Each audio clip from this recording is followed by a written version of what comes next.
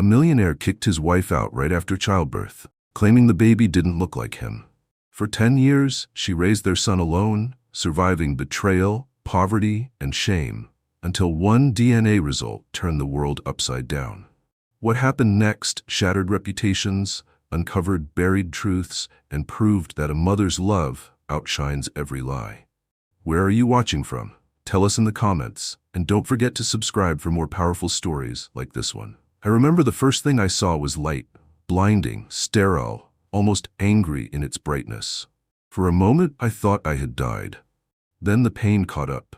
A dull fire throbbed through my lower belly, making it hard to breathe, much less move. The beeping of machines pressed into my ears, and the faint cry of a newborn, somewhere behind a curtain, cut through the quiet like a blade. I blinked, trying to make sense of the white ceiling, the shadows moving just out of reach. And then it hit me like a gasp underwater. The baby. My baby. Where is he? I croaked, my throat raw.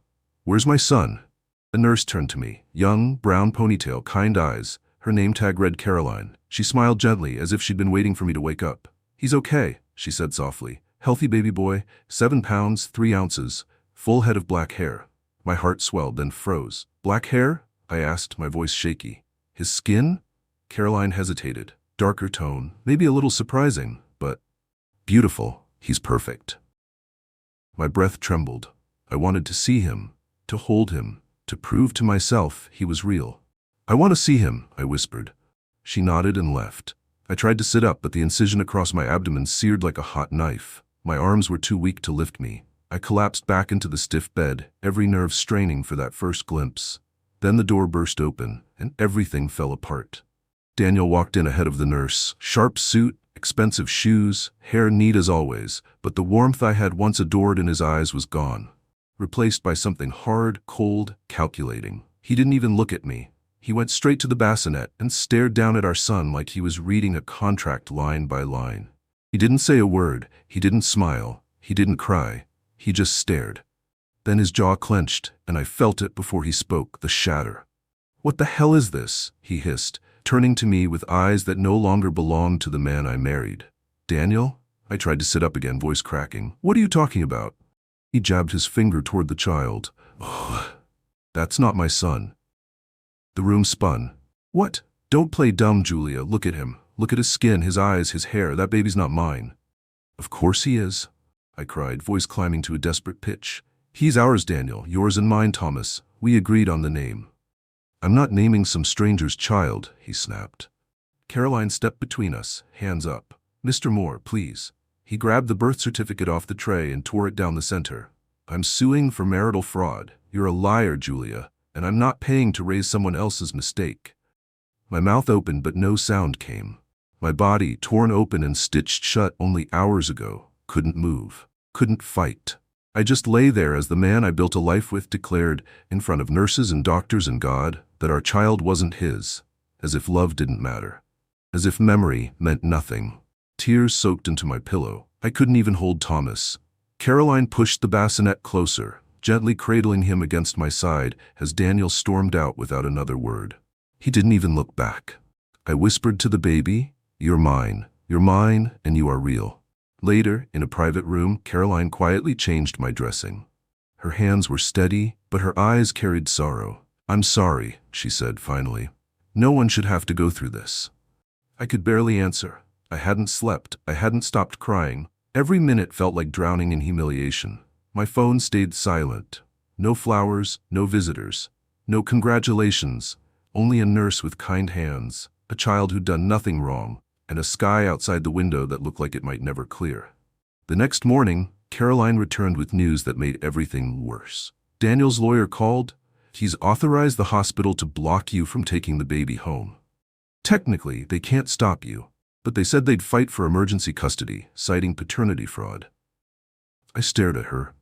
What does that mean?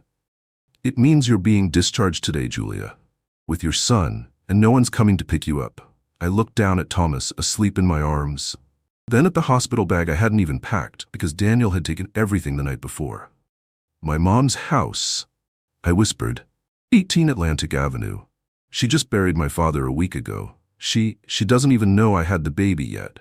Caroline squeezed my shoulder. "You don't deserve this. I'll call you a cab." She wheeled me out under gray skies and pitying stares. I heard the whispers of other nurses. "That baby doesn't even look like the dad. She must have cheated." The cab driver, an older black man named Anthony, glanced at me in the rearview mirror. He didn't ask questions, just said, "Welcome to the world, little man," and drove. When we reached the old brick house, I reached into my pocket, but Anthony waved me off. "It's on me. I've got daughters, too." I could have cried, but I was already wrung dry. My mother stood at the door with a towel draped over her shoulders. She hadn't even finished mourning my father. When she saw me, saw Thomas, she didn't ask anything. She just opened her arms. I collapsed into them, sobbing like I hadn't since childhood. That night, I lay on a thin mattress in the cold upstairs room, pain pulsing through every inch of my body. Thomas fed quietly, his warmth against me the only thing keeping me from breaking completely. The room smelled like damp air, milk, and blood. My mother sat by the door, silent, watching me like she had to remind herself I was real. "He kicked me out," I whispered. She didn't flinch. "He said Thomas wasn't his. He won't even take a test." Her voice, when it came, was quiet steel. "Then he's not a man, because a man who doubts tests. He doesn't destroy." I clung to that, to her, to my son. Because when everything else had vanished, my home, my husband, my name on the mailbox, I still had my son's breath on my chest, his tiny hand curled against my ribs, and the sound of my mother's voice saying, "You are not alone." And for the first time in days, I believed her. Even if the world had turned its back on us, I would not turn my back on him.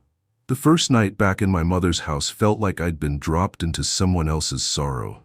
The walls still smelled faintly of my father's cologne, a scent clinging stubbornly to his old chair like grief that refused to leave. The heat didn't work. The pipes knocked every time someone flushed.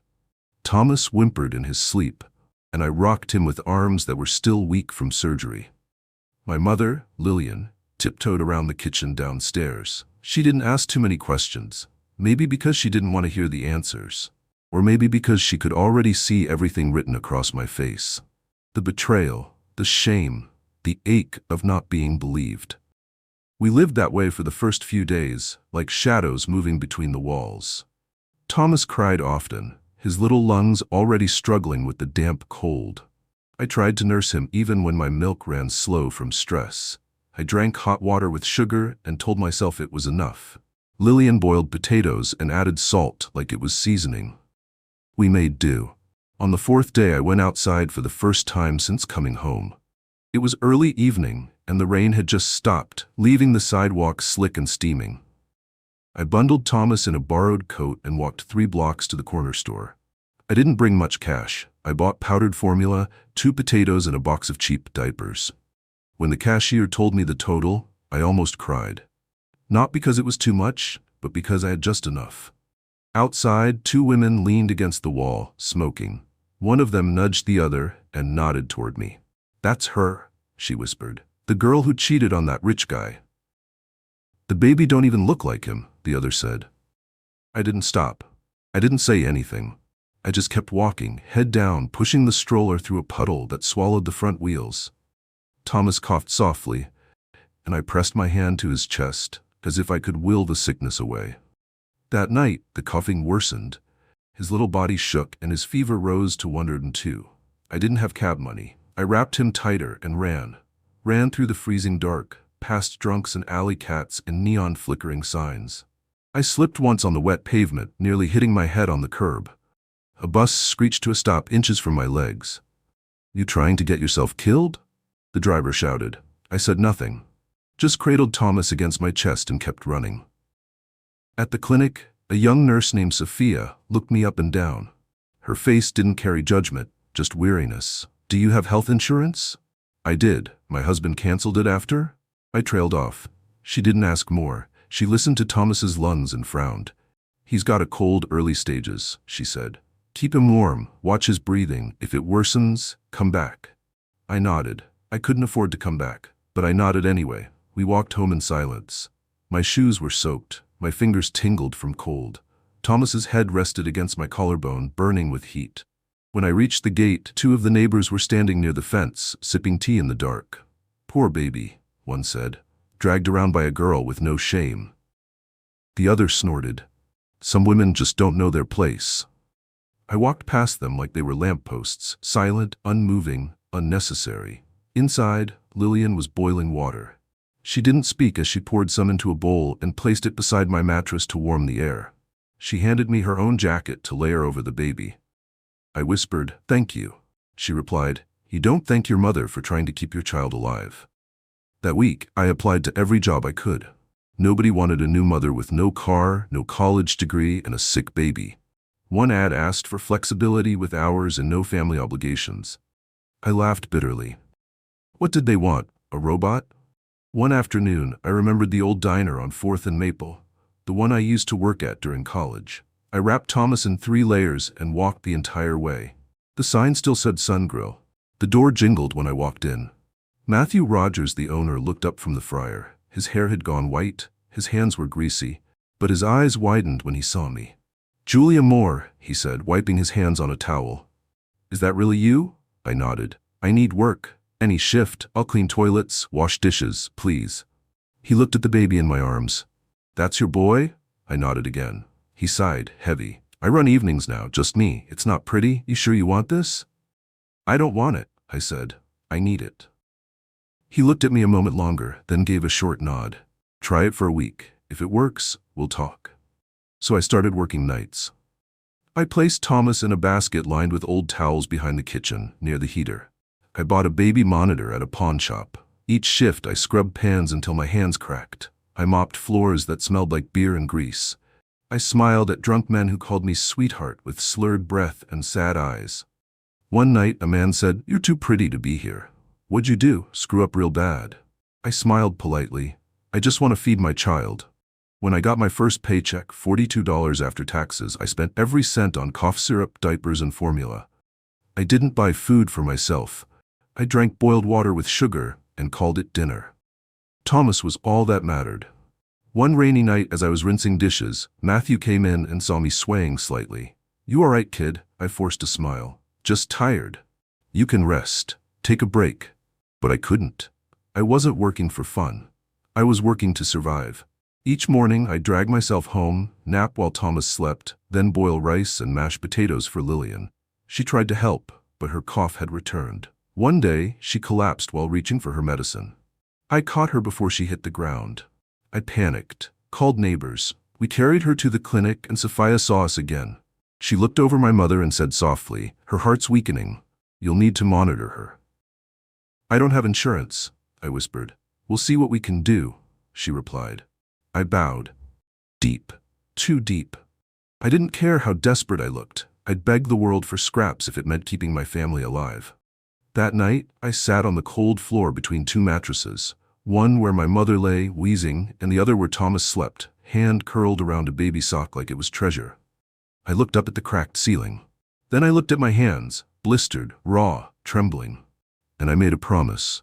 I didn't know how long I could keep running like this, but I would. I'd run through fire, through judgment, through silence, because they were mine, my mother, my son. And if the world wanted to bury me, I'd dig until my fingers bled, and then I'd keep digging. Winter dragged itself across Brooklyn like a slow punishment. By December, the pipes in our house had started to freeze. The heater made strange groaning sounds at night, like an old man crying in the dark. I learned to boil water not just to drink, but to warm my hands before changing Thomas's clothes. Every movement had to be precise. Fold the diapers, ration the formula, time the naps with shifts. There was no room for error when survival hinged on pennies. I lost weight. My cheeks hollowed out. My eyes always looked tired, like they belonged to someone twice my age. I used to avoid mirrors, but now I couldn't afford vanity. What mattered was that Thomas stayed fed, and that my mother made it through another week without collapsing. At night, I continued my shifts at the diner, each hour crawling by under the buzz of yellowed fluorescent lights. The regulars didn't care who served them as long as the fries were hot and the beer kept coming. But even in the background, I could hear them. "That girl again," one man muttered to another. "Isn't she the one who got dumped by that finance guy?" "Serves her right," the other replied, chuckling.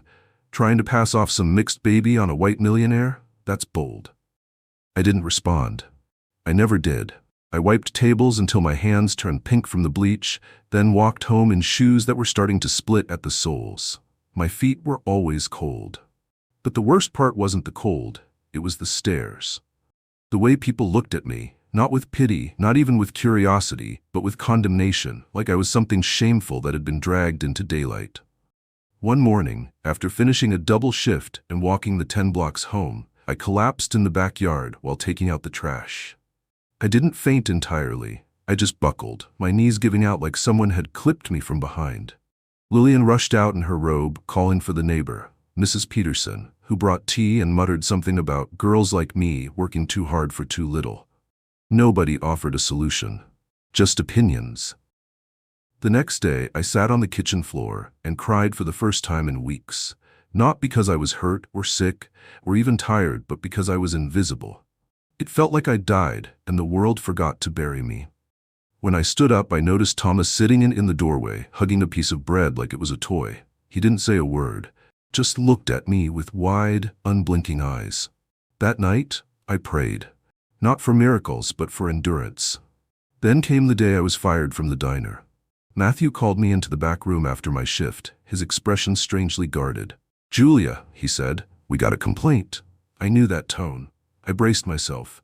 "From who?" I asked. He hesitated, rubbing the back of his neck. "An anonymous letter. Said having a single mom and a baby on the premises made customers uncomfortable. Hygiene concerns. Ruins the atmosphere." I didn't even have to ask who sent it. I knew. It had Daniel written all over it. "So I'm being let go," I said flatly. Matthew nodded. His eyes softened. "I'm sorry, kiddo. I believe you, but this place, this business, it's all I've got." I nodded, then quietly walked out with my baby monitor and plastic food container. The city outside was bright and loud, but I barely heard it. I didn't cry. I didn't scream. I just kept walking. I walked until my legs ached, until the streetlights blurred into one long orange smear. When I got home, Lillian was sitting at the table, holding a letter from social services. Rejected again. No support without a formal custody arrangement. No arrangement without Daniel's consent. "I can't live like this," I whispered. "You are living," my mother said. "Barely. But you are." It was hard to explain to her what it felt like to be erased. Not just from a man's heart, but from paperwork, institutions, databases. I wasn't Daniel's wife anymore. I wasn't Thomas's legal guardian in the eyes of the court. And I wasn't a real employee to any boss who could be scared off with one phone call. I didn't exist. At least not in a way that mattered to the world. Still, I couldn't stop. So I found work at a laundromat called Sun Laundry. A woman named Martha owned it, a widow in her 50s with hands rougher than mine and a heart made of granite wrapped in flannel. She didn't care about my past. She just needed someone to iron shirts and mop floors. "You can bring the boy," she said, "long as he stays quiet and out of the machines." I nodded. "He won't cause any trouble." Thomas would lie in a wicker basket near the back, wrapped in donated blankets while I worked. He never cried, never complained, just watched me like he knew every wrinkle in my life. One afternoon, a man in a suit walked in, dropped off his dry cleaning, and stared at me for a moment too long. My stomach turned. "I know you," he said finally. "You're Julia, right? Weren't you with Daniel Moore?" It was my old supervisor, Albert, from the financial firm I once worked at, back when I wore pressed skirts and drank coffee that didn't taste like burnt wood. "I was," I said. "Not anymore." He nodded, his face unreadable. Then he left without another word. That night, Martha pulled me aside and handed me a slip of paper. A complaint. Again. "This one says it's unprofessional to have a child on the premises," she muttered. "They said it undermines the image of the business." I looked at her, trying to steady my voice. "Are you letting me go?" "No, not yet. But if there's more." She didn't finish the sentence. I understood. Even kindness has a shelf life. Later that week, I found another letter in the mailbox, this time from Daniel's legal team. A cease and desist. I was to refrain from using his name, likeness, or any association in public narrative. That included telling our story, my story. He was trying to erase me completely. I stood in the hallway holding the letter, trembling. Lillian looked at me, then at Thomas, who was playing on the floor with 2 blocks and a piece of string. "He wants to erase us," I said.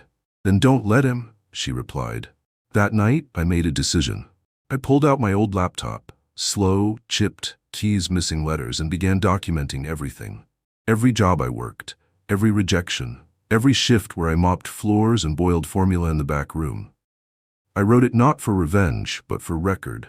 Because if the world refused to see me, I would write myself back into it. By morning, my fingers were sore, but I felt something I hadn't felt in a long time. Real, present, unashamed. It started on a Wednesday morning, cool and clear, the kind of day that tricks you into thinking something good might happen. Thomas was 9 now, skinny as a broomstick but quick-witted and polite. His school was hosting a blood drive, and though he was nervous, he insisted on participating. "I want to do something grown up," he told me, puffing his little chest out like a sparrow. I didn't have the heart to say no. That morning, we walked together to Public School 124. His hand tucked inside mine, his backpack bouncing with every step. His hair was neatly combed, and I'd scrubbed his shoes the night before until they almost looked new. The school gym smelled like rubber mats and sanitizer. Tables were lined with clipboards and nurses in pale blue scrubs. I sat in the parent section, watching as the children lined up with wide eyes and brave smiles. When it was Thomas's turn, I stood to wave, just to let him know I was there. But then something odd happened. One of the nurses, a woman in her 50s with salt and pepper curls, paused when she checked the temporary blood test readout. "Huh?" she muttered. "What's wrong?" I called, approaching the table. She looked up. "Are you the child's mother?" "Yes, Julia Moore. This is my son, Thomas." She glanced at her chart again, then spoke softly. "He tested positive for Bombay blood type. It's very rare. Less than 0.004% of people worldwide have it." My stomach tightened. "Is that dangerous?" "Not necessarily, but it's genetically specific, extremely specific, meaning we always recommend verifying with a parent DNA test just in case. Medical records sometimes have errors. It's best to confirm for his future safety." I nodded, swallowing hard. "Thank you." That night, after Thomas fell asleep, his arm flung over his head, breathing slow and warm, I sat beside him and tried to stop my hands from shaking. I wasn't afraid of the truth. I knew he was mine. I'd carried him through betrayal, hunger, winter nights, and flu fevers. I knew his birthmarks and bedtime breathing. I knew the little scar behind his ear from falling on a rusted nail when he was 4. But I also knew the system didn't believe in instinct. It wanted paper. Ink. Proof. 2 days later, I scraped together enough money for the cheapest DNA maternity test at Mount Sinai Hospital. It wasn't immediate, just a 2-week wait. The receptionist said, "We'll mail the results, or you can pick them up in person." I chose to pick them up. I needed to hold that paper with my own 2 hands. While we waited, life didn't pause. Lillian's health had taken a steep turn. Her cough came with wheezing now, and there were days she barely got out of bed. I boiled soup with scraps, brewed tea from lemon rinds. Some nights, Thomas and I took turns sleeping beside her, counting her heartbeats with fear we didn't voice aloud. I picked up shifts cleaning hospital bathrooms on the weekend. It paid barely anything, but the nurses left me alone, and I could sit for 5 minutes in the janitor's closet without anyone accusing me of ruining their reputation. On one of those nights, as I sat folding rags and sipping bitter coffee from a cracked thermos, I thought of Daniel. Not out of longing, but anger. He had ripped me out of his world, yet still shadowed mine. Every new opportunity I found, he poisoned. Every place I settled, he sent someone to shake the ground. But now, maybe this test would give me leverage. No more letters accusing me of fraud. No more lawyers threatening defamation. 2 weeks passed like an eternity. Then, finally, I stood in front of the hospital clerk. She handed me the sealed envelope without a word. I held it in both hands, as if it might crack open like a grenade. At home, Thomas was asleep. Lillian dozed beside him. I waited until the house was utterly still. Then I opened it. Probability of biological mother-child relationship between Julia Moore and Thomas Moore, 99.999%. I exhaled like I'd been holding my breath for years. It wasn't validation. I didn't need permission to call myself his mother. It was proof. For the courts, for the skeptics, for the ghosts of Daniel's accusations that still haunted the air between me and every opportunity. I pressed the paper to my chest. I whispered, "They can't erase this." But that wasn't the only surprise the universe had waiting. A week later, I received a call from Dr. Lewis Olson, the physician who had once helped admit my mother during one of her heart episodes. He remembered us, remembered Thomas. "Miss Moore," he said, "I don't mean to intrude, but you once told me your son has the Bombay blood type, correct?" "Yes. I have a patient, Joseph Moore, 63. He's in urgent need of a rare transfusion. My wife's cousin, actually. His name came up in our donor search, and I noticed the surnames." I paused. "What are you saying?"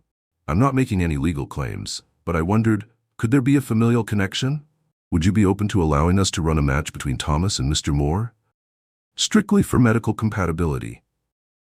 I looked over at my son, seated on the floor, tracing a maze in his activity book. His tongue poked from the corner of his mouth in concentration. My heart thudded. "Yes," I said. "You can run it." Another week passed. Then came the second phone call. Dr. Olson's voice shook. "Miss Moore, I've just reviewed the results. I suggest you sit down." "I'm listening." "There is a 99.99% match. Thomas is the biological grandson of Joseph Moore, which means Daniel Moore is his father." I didn't speak, couldn't. "Miss Moore, I know this must be—" "Thank you," I said, cutting him off. "I appreciate you calling." I sank to the kitchen floor and stared at the chipped tile under my feet.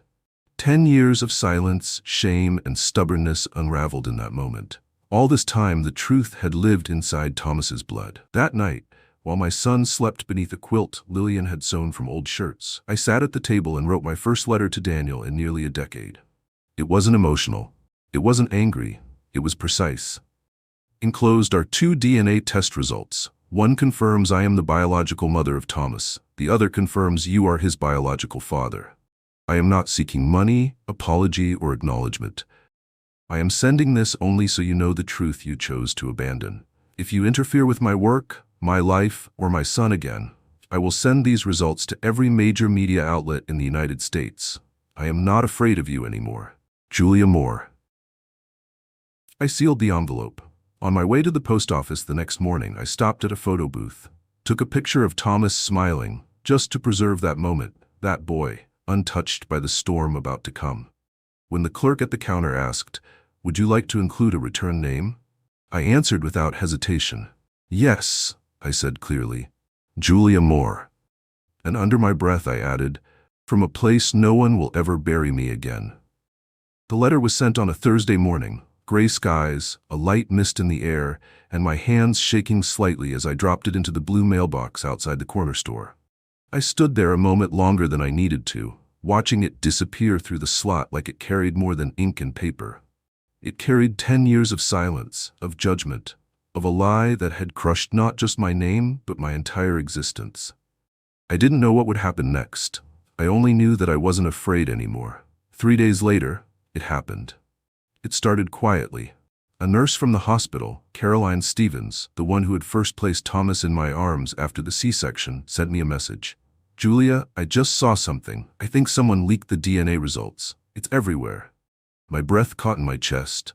I checked my phone, fingers trembling. And there it was, plastered across the homepage of the New York Times, bold and unforgiving. Business tycoon Daniel Moore denies his own son for 10 years. DNA results confirm paternity. Right beneath the headline was a photo of Thomas taken just last year, sitting by the window of his public school, his eyes glowing as he held a book. Next to it, a caption. "Sources confirm the child in question, Thomas Moore, is 99.9% biologically the son of Daniel Moore. His mother, Julia Moore, was reportedly abandoned after childbirth and lived for nearly a decade in poverty." I dropped my phone. Not out of fear. This time it wasn't fear, but from the sheer weight of truth finally seeing daylight. That night, the media erupted like a dam breaking. CNN ran a panel segment titled "Judging Without Proof: The Cost of Gender Bias." Commentators sat in sleek suits debating my life like it was a political theory. My photo appeared on screen alongside a pixelated picture of Thomas, my boy, my light, his name no longer a whisper but a national headline. In our tiny kitchen, I sat with Lillian, who sipped her tea with trembling hands, and Thomas, who watched the screen with wide, wondering eyes. "Is that me?" he asked softly. "Yes, sweetheart," I said, placing a hand on his back. "Everyone knows now." He looked at me for a long second.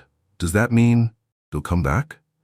I turned to the window, watching the rain slip down the glass like slow tears. Not everyone shows up when they should. 3 days after the headline hit, Daniel's company stock plummeted. 17% gone in 48 hours. Investors pulled out. Reporters dug deeper, unearthing every buried piece of the story. Emails, court filings, old employment records. The silence that once kept me invisible was now a megaphone. "Believe women" trended on Twitter. "Thomas is not a mistake" was printed across protest signs in front of Daniel's Midtown office. I didn't leave the house much that week. I didn't have to. The world was coming to me now. A reporter from USA Today knocked on our door. His name was Alan Miller, polite and soft-spoken. "I know you're not fond of media," he said, "but is there anything you want to say for the record?" I invited him in. Lillian made tea. Thomas sat on the floor drawing spaceships on a piece of printer paper. I looked Alan straight in the eye and said, "I don't want fame. I just want my son to be respected. I want no one to ever mock him again for not having a father." He nodded and scribbled something in his notebook. "That's good enough for a front-page headline," he said. A week later, the woman Daniel had married after me, Lucy Harrington, daughter of a senator, beautiful in that sculpted, unreachable way, held a press conference. I watched it on TV as she stood behind a podium, makeup flawless, voice hollow. "I had no idea this truth was being hidden from me," she said, blinking slowly. "I'm devastated that my husband used the image of a victim to protect himself while denying his own biological child." A reporter shouted, "Will you stay with him?" She took a breath, as if rehearsed. "We will be living separately. My attorney will handle the rest." The next day, a white envelope arrived in our mailbox, handwritten with no return address. Inside was a letter. I knew the handwriting before I even opened it. It was Daniel. "I know I have no right. I'm not coming to demand anything. I'm writing to say I was wrong. I failed you. Please let me meet you both." I sat on the porch with Lillian that evening, watching Thomas play with a cardboard airplane. She looked at me, her eyes soft but searching. "Will you see him?" she asked. "I won't do it for him," I said. "I'll do it for Thomas, because one day my son will want to look the past in the eye, not to forgive it, but to rise above it." So I agreed. The next morning, Daniel appeared at our door. No suit, no limousine, no entourage. Just a man who looked like he hadn't slept in a week, hair disheveled, eyes swollen, hands trembling. Thomas peeked through the curtain as I opened the door. Daniel stepped inside, shoulders hunched. He nodded toward Lillian. "I'm sorry for everything." She didn't say a word, just turned away. Then he turned to Thomas and knelt down. "You don't have to forgive me," he said, "but I need to apologize. I didn't believe. I destroyed your mother's life. I don't deserve to be your father." Thomas looked at me. I gave a faint nod. He turned back to Daniel and extended his hand, not like a child, but like a man. "I don't need a father," he said, voice calm. "I already have my mom. But if you're sincere, then shake my hand like two men." Daniel broke. His face crumpled as he reached out and took the boy's hand. We didn't invite him to stay. We didn't promise him anything. But for that moment, there was peace. I didn't allow Daniel to re-enter our lives fully. But I didn't shut the door completely either. He could send letters. He could see Thomas again, if Thomas chose it. A month later, Daniel stood in front of dozens of reporters and apologized publicly. "I once believed truth was something I could define," he said. "But truth does not need me to acknowledge it in order to exist." With the quiet financial settlement he offered, not from court obligation but as a moral debt, I bought a small house by the water in Miami. It wasn't fancy, but it was ours. I used the rest to open a tiny coffee shop on the edge of a sleepy boardwalk. We named it Thomas and Light Cafe. Locals came not just for the coffee or the almond scones, but for the story, for the peace, for the quiet victory of a woman once discarded and a boy once denied. Each evening, Thomas and I sat on the porch outside the cafe, sipping cocoa, listening to the tide. And every now and then he'd turn to me and say, "Mom, we won." And I'd smile, not with bitterness, not with pride, but with the steady peace of someone who knows the truth doesn't always scream. Sometimes it just survives. And when it does, it burns brighter than any lie ever could. The first time I saw him again, really saw him, was at the Hilton Midtown, of all places. It was the 4th week of my new job at Nelson Fabrics. I'd been hired on a 6-month temp contract to help with backlogged accounts. I remember walking into the office that first day, wearing an old blouse I'd ironed 3 times and pants that didn't quite fit anymore. But I stood tall. For the first time in years, I felt like I was stepping into the world as more than just a shadow. Julian Nelson, the director, had been kind. He said he'd reviewed my old resume and was impressed with my experience in international accounting. I told him the truth. I just needed a chance. 2 weeks in, I reorganized an entire year's worth of vendor invoices and found a pattern of tax misreporting. Quiet errors, minor enough to be missed but big enough to cause fines. When I showed Julian my report, he blinked like I'd just handed him buried treasure. "You just saved us $12,000, he said, genuinely stunned. "How did you even catch that?" "I used to balance trade accounts for 3 continents, I replied with a smile. "Old habits." That moment earned me respect. Not sympathy. Not charity. Respect. Beatrice, my office neighbor with sharp eyes and a laugh like a door slam, took me out for lunch to celebrate. She gave me a navy dress and a pair of heels that had once belonged to her sister. "You'll need this," she said. "We've got a textile conference next week. You're coming." I tried to protest. I didn't have a sitter, didn't feel ready. But she waved me off. "Thomas can stay with Ray at the library. I already called him." He said yes. So that's how I found myself walking through the sliding glass doors of the Hilton Midtown, conference badge around my neck, clutching a notepad like it was armor. I kept my head down during the opening panels, taking diligent notes, answering questions from suppliers from Savannah, making sure no one guessed I'd once scrubbed floors to buy cough syrup. And then I heard a voice. That voice. "I know that voice," the man beside me said. I turned, heart slowing to a stop. Daniel. He stood just feet away, hair slicked back, slim Italian tie, every part of him as polished as the man I once loved and as hollow. His eyes landed on my name tag. He let out a soft, condescending chuckle. "Julia Moore, you're here?" Before I could respond, Julian stepped forward, beaming. "Ah, Daniel. This is our new accountant. She's the one who caught the import tax errors. She's been instrumental." Daniel tilted his head like he didn't quite believe it. "Accountant, huh? Funny. Last I heard, she was washing dishes in a diner." I didn't blink. I didn't fumble. I just said, "It's strange how quickly people forget the truth when it's inconvenient." Julian looked between us, confused. Daniel smiled tightly and walked off. That evening, back at the office, Beatrice pulled me aside in the hallway. Her lips were pressed into a thin line. "You know Daniel Moore?" she asked. "Yes," I said. "Too well." She exhaled. "He just called Julian. Said you were once accused of fraud, defamation, said you had a legal record." I felt the floor tilt. "I told Julian it was nonsense," she continued. "But the company's scared. His family has influence." The next morning, I was called into Julian's office. He didn't look me in the eye. "I don't care about your personal history," he said. "But this is business. We're under pressure. The board is uncomfortable. So I'm being let go. We'll pay out your full contract. This has nothing to do with your work. You've been excellent." I nodded, stood, and said the one thing that mattered. "Thank you for letting me feel like a normal person again, even just for a month." When I stepped into the hallway, Thomas was waiting for me. Ray had taken a half day at the library and walked him over. My son looked up at my face and saw what I hadn't said yet. "You lost it?" he asked. I nodded. "It's because of him, isn't it?" I didn't answer. I didn't have to. Thomas grabbed my hand tightly. "Don't give up, Mom. If you give up, I won't know who to believe in anymore." That night, I stayed up copying every invoice, every ledger I'd worked on during my 4 weeks at Nelson. Not to keep anything for myself, but to protect my name, my dignity. Beatrice sent me a message. "I fought for you, but he's too powerful. They're scared of his lawyers." I didn't reply, because that night, my mother had another heart episode.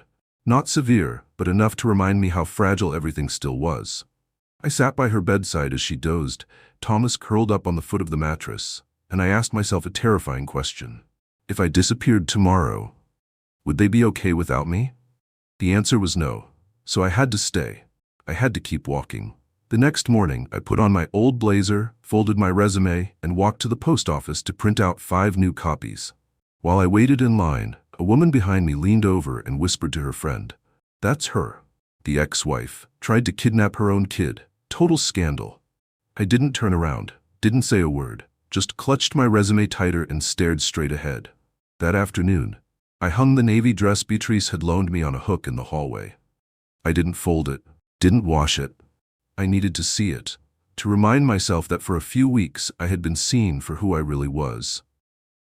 That night, as I sat by the window with a cup of weak coffee and watched Thomas sleep with a book clutched to his chest, I opened my notebook and wrote, November 3rd. Light can flicker, but if the shadow is big enough, it can be snuffed out. Still, I will relight the flame, even if it's with my last breath. Because that's the thing no one ever tells you about surviving. It's not about fighting every day. It's about refusing to go dark, even when no one sees you, even when the only light left is the one you keep inside. And that light was mine. The house in Miami was small, sun-worn, with cracked white paint and a porch that creaked when you shifted your weight. But it was ours. No landlord, no letters from lawyers, no ceilings caving in from mold. Just salt in the air, light on the floorboards, and space to breathe. I bought it with the quiet settlement Daniel had sent a few weeks after his public apology. Not from obligation, not because a judge told him to, but because, in his words, I owed you something I can never repay. I didn't respond. I took the money, not as redemption, but as reparations. I used it to give Thomas a future where he could wake up without hearing his mother cry in the next room. The cafe came next. It wasn't anything fancy, just a squat building a block from the water, with peeling window frames and a broken sign that used to say, Rodney's Shrimp Shack. I painted it myself, coat after coat, while Thomas helped tape off the windows and Lillian sat in a folding chair nearby, sipping iced tea and offering unsolicited advice about where to put the pastry case. We named it Thomas and Light Cafe. Thomas thought it sounded like a place where good people go to stop being sad. And that's exactly what I hoped it would be. Our first customers were fishermen, retirees, the kind of folks who knew pain when they saw it. They came for the almond scones, sure, and the black coffee strong enough to jolt a heartbeat. But they stayed for the peace, for the warmth, for the quiet dignity that had settled into the bones of the place. I baked every morning before sunrise, sometimes with Thomas sitting on the counter, flipping through library books while I folded dough with my flour-caked fingers. He'd read aloud while I worked, voice calm and clear. Hope is the thing with feathers that perches in the soul. Lillian handled the register when she felt strong enough. Her health was still fragile, but she swore the ocean air helped her breathe better. And at the end of every shift, we'd all sit on the porch, me, my son, and my mother, watching the horizon melt into the sea. Sometimes people came not for the drinks, but for the story. A woman once walked in and whispered, Are you the one from the paper? The one they called a liar? I was, I said, but not anymore. She ordered a cinnamon bun and left a $50 bill on the counter. No tip jar, no receipt. Just solidarity. One afternoon, a local reporter came by. He'd heard about us from a retired schoolteacher who swore our apple pie reminded her of her grandmother's. He asked if he could write a piece about the cafe. I'm not looking to be famous, I said. I know, he replied, but maybe people should hear the other side of the story. So he wrote about a woman who was thrown out of a hospital with a newborn, about a child who was denied a name, about a cafe that rose from those ashes and served joy by the cup. The article went viral. This time, though, the headlines were different. From outcast to entrepreneur, Julia Moore rebuilds a life in sunlight. People started showing up in small waves, women with soft eyes and hard stories, mothers who'd been called unworthy, girls with hands full of questions about justice, love, and survival. One woman whispered through tears, I thought I was alone. I smiled and said, You never were. You were just unseen. Thomas grew taller, steadier. His voice deepened slightly, and his shoulders started squaring off into something resembling manhood. But he still curled up beside me on the couch at night, resting his head against my shoulder while we watched black and white movies and shared popcorn. He started writing too, stories, journals. One day I caught him typing furiously on an old laptop Ray had mailed down from New York. What are you working on? I asked. He looked up, grinning shyly. Something about you. Oh? It's called My Mother is the Light, I laughed. That's dramatic. It's true, he said. You never let the dark win. You lit the whole house with nothing but your hands. I didn't cry. Not then. But later that night, I found a quiet spot in the kitchen, pressed my hand against the countertop and wept. The book, his book, Started as a school project. Then his teacher submitted it to a local contest. Then a small publisher picked it up. It wasn't a bestseller, but the first 1,000 copies sold out within weeks. They printed more.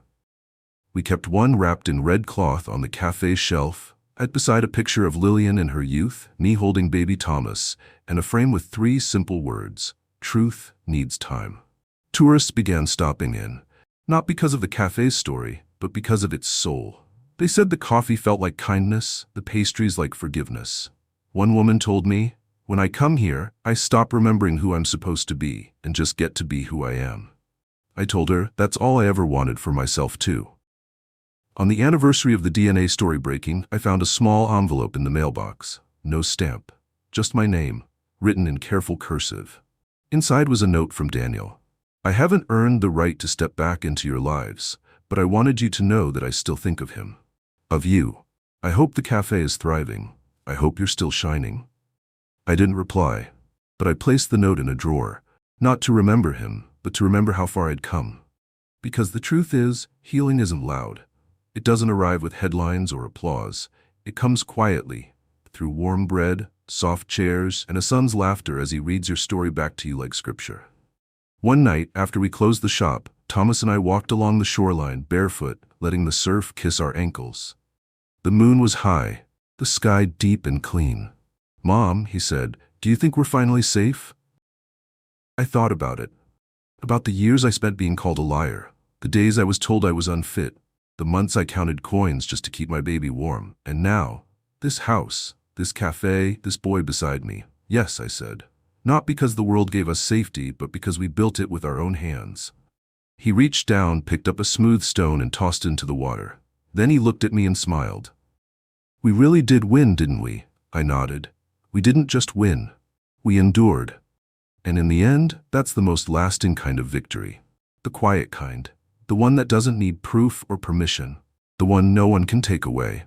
On a rainy afternoon in June, just as we were closing up the cafe early due to a thunderstorm, the postman arrived with a gray envelope addressed in firm, familiar handwriting. "To Thomas Moore, from Daniel Moore." I stared at it for a moment before handing it to Thomas. He took it without hesitation, his fingers surprisingly steady for a boy of 10. "You want to open it?" I asked. He nodded and sat at one of the corner tables, legs swinging slightly under the chair.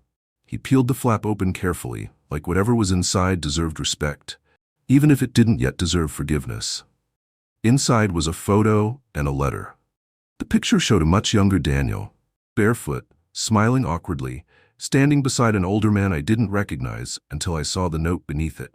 "Me and your grandfather Joseph, summer of '78. The letter was written in Daniel's neat script, all slanted lines and sharp corners. "Thomas, I know I missed all the years that mattered. I won't ask for them back. I won't pretend I deserve a place in your life, but if one day you want to know about the rest of your roots, about Joseph, about the people you came from, I'll be here. Not as your father, if you don't want that. Just as someone who once made a terrible mistake and now wishes to do right. Always, Daniel." Thomas folded the letter slowly, then set the photo beside it. He didn't say anything at first. Then he looked up at me and said, "I want to meet him." I wasn't surprised. He wasn't asking for anything, not affection, not connection. He just wanted clarity. Wanted to look the past in the eye and decide for himself what to make of it. "Are you sure?" I asked. "I don't need him to be anything," Thomas said, "but I want him to see who I am, so he knows I didn't break." So we arranged the meeting. It was a small park just north of town, quiet and green, with old stone benches and jacaranda trees spilling purple petals onto the walkway. Daniel arrived first, alone, no car service, no watch glinting under designer cuffs. Just him, in a white shirt and dark jeans, hands clenched in his lap. Thomas walked ahead of me, wearing his school uniform and a red scarf he'd hand-stitched with his grandmother. He looked calm, almost unnervingly so, like he wasn't meeting a man who'd erased him, but rather confronting a final shadow at the end of a long, winding tunnel. Daniel stood when he saw him. "You've grown," he said, voice hoarse. "I'm 11, Thomas replied, "old enough to know who left me behind." Daniel lowered his gaze. "I didn't come to justify that, only to tell you I know I was wrong."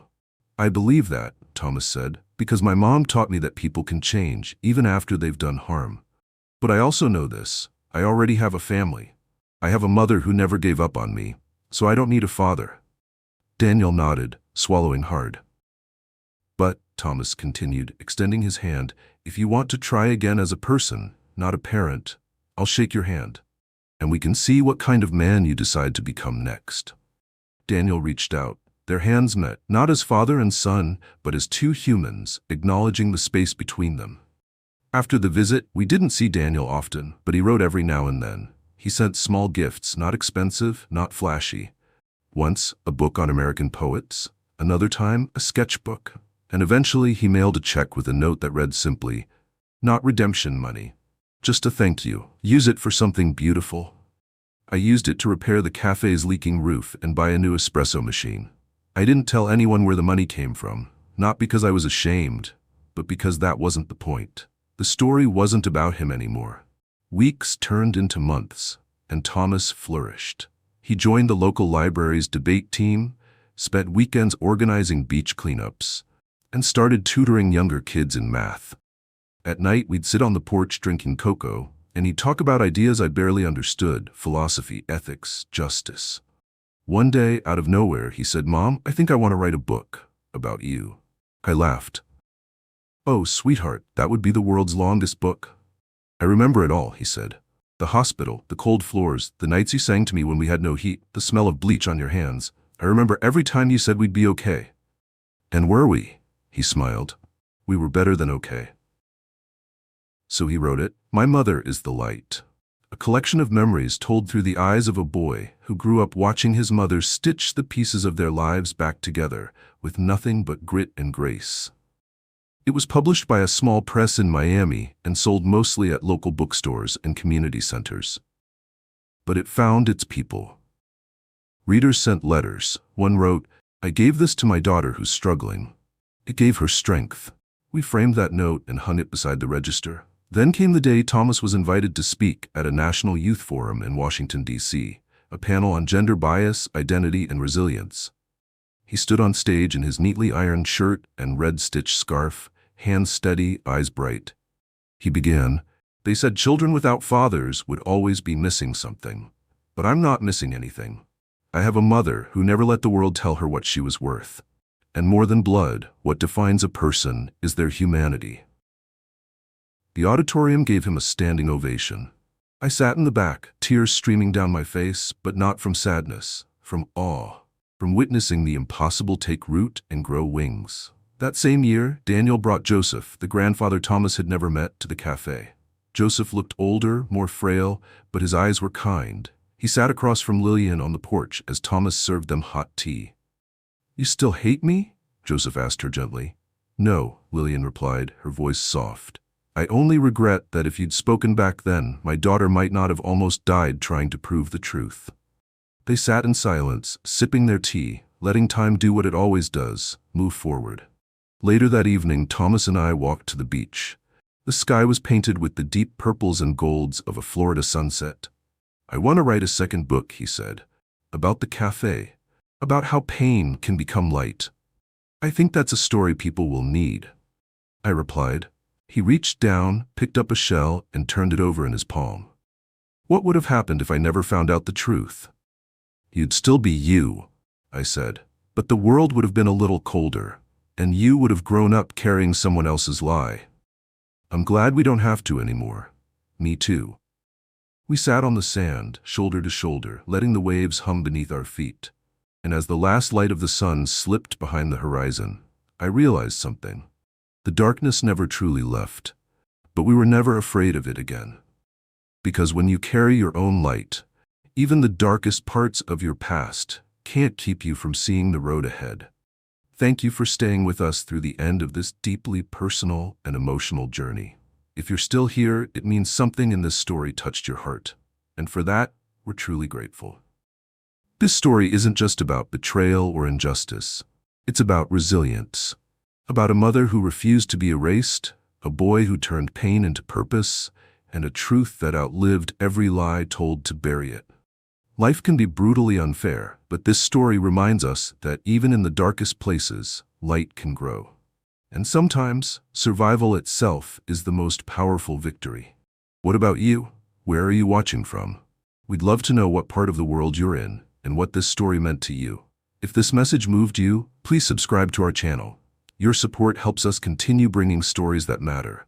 Stories that remind us what it means to fight, to heal, and to rise. We'll see you in the next video. Until then, remember, your truth deserves to be heard.